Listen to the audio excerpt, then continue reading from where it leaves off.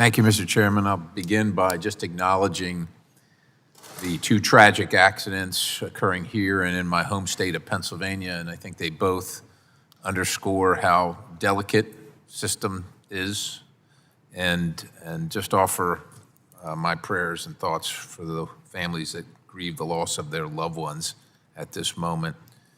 Our work here is important. Mr. McLaughlin, your testimony highlights, the threats, but also the benefits. And so, like much of what we deal with in common society today is a balancing act, right? And so now, as I understand it, Dallas-Fort Worth has developed their own drone detection system.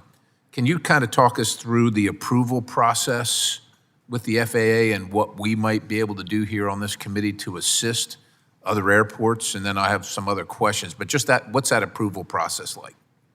Yes, sir. And to be clear, we haven't developed our own. Okay. We've purchased one? We've utilized one through a TSA existing contract, and then we ran a pilot program that was under the FAA approved process. And that's the standard referred to as the 7460 FAA approval process that just ensures that things that we install in our airport are safe around aircraft. Right.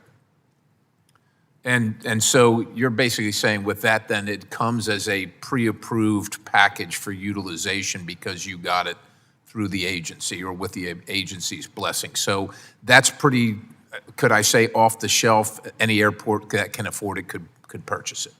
So I would say, in speaking with my peers, that yes, on the one hand, it's off the shelf, and I'll tell you the approval process was actually very, very quick. But I would say that across our community, I don't know that it's widely understood how relatively easy it is for systems that have been deemed to be safe in an airport environment. So do you think that airports just aren't aware that it's available, or is it an affordability issue? If you've got Dallas-Fort Worth is a pretty large airport, but there are a lot of smaller ones. So is it that they're unaware that they don't have the problem, or it's unaffordable, or a combination of all three? I think it's a combination of many factors. You keep in mind that any system that you purchase and install, you then also have to operate. And most airports operate at least 16 hours a day. Even small ones operate 16 hours a day. Many, like mine, operate 24/7.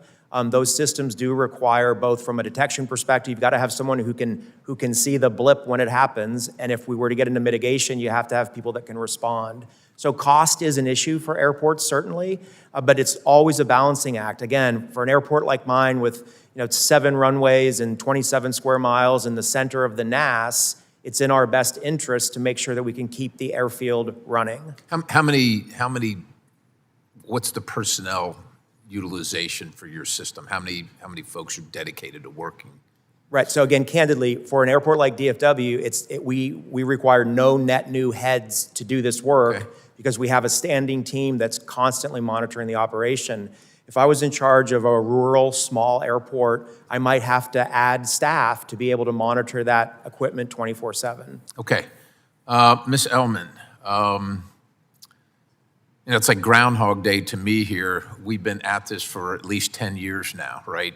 The FAA seems to, for whatever reason, blow through the deadlines over and over again. And I think it does hinder the drone industry in the United States of America with being competitive with foreign actors. Can you kind of describe how the FAA's reluctance or delays, lags affect the industry? And then something you said regarding Mr. Larson's questioning piqued my interest, where you said everybody should have access to the remote ID, or essentially, I'm just thinking about that. What if you have a large tract of ground, and I don't, but what if you do, and you privately want to fly your UAS to look at your cattle or enjoy flying your UAS, if that's something you do? Who else's business should that be? Why should anybody else care? And I mean, there are privacy concerns on both sides of this issue. Mm-hmm. Absolutely. So I'll take your questions in order, Congressman. So first, with regard to delays on the rulemaking, It is a source of frustration for the community. There are a few rules that we've talked about today, Part 108, which would enable, scale beyond visual line of sight for commercial, compliant, authorized drone users. That would provide a normalized rule set. That would also help because the more normalized and transparent rule set that we have here in the United States, the more people know what the rules are, and the more there's compliance, and the more people can identify outliers, right? So that's also important. The 2209 rulemaking has been outstanding since literally 2016. Congress mandated this rule. We're now almost a decade later. Right. We still don't have it. So, the FAA has actually done some good work getting the rules developed. They stalled in the interagency process during the last administration. And we would urge the Trump administration to really take these and run. We see this as a really great opportunity to, the Trump administration has a really great ground record of during the first term in terms of his drone agenda. There was good progress that was made, including around drone innovation and drone security. And we would hope to see that carried forward this term. We're happy to work with the administration on that.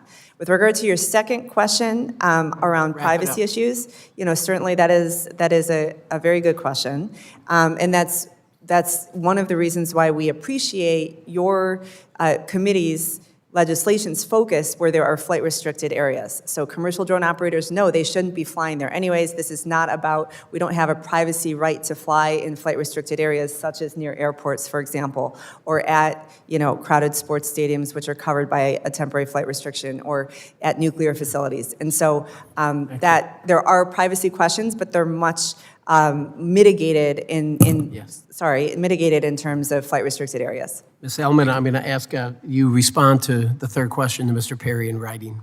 Time's expired.